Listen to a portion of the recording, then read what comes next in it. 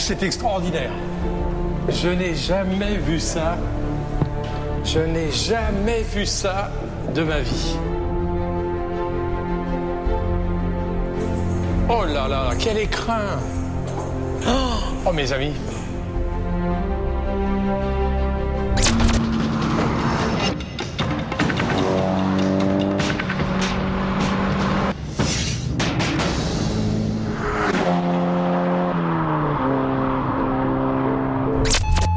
Il est des noms mythiques qui se passent d'adjectifs. Bugatti est de cela.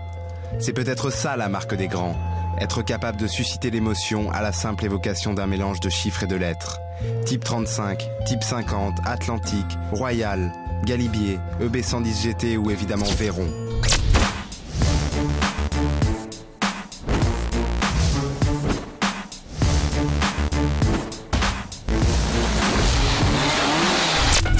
Il existe aujourd'hui des simulateurs pour apprendre à conduire de façon plus économique. Grâce à ces outils que l'on trouve dans les centres de formation, on peut corriger facilement les erreurs qui font consommer plus de carburant.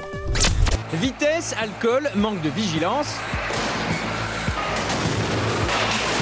Quand on conduit mal, on finit toujours au tas. Et les chiffres sont mauvais, plus 18% d'accidents mortels au mois de septembre. Et ça pourrait être pire, mais grâce aux avancées technologiques, airbags et ceintures de sécurité par exemple sont devenus de vrais auxiliaires de survie.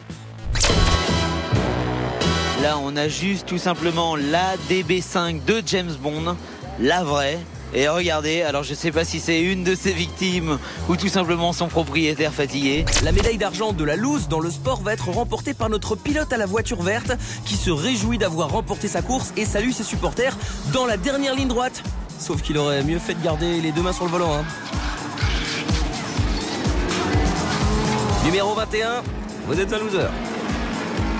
Les salons automobiles accordent de plus en plus de place à l'environnement. Francfort n'a pas fait exception cette année, bien au contraire.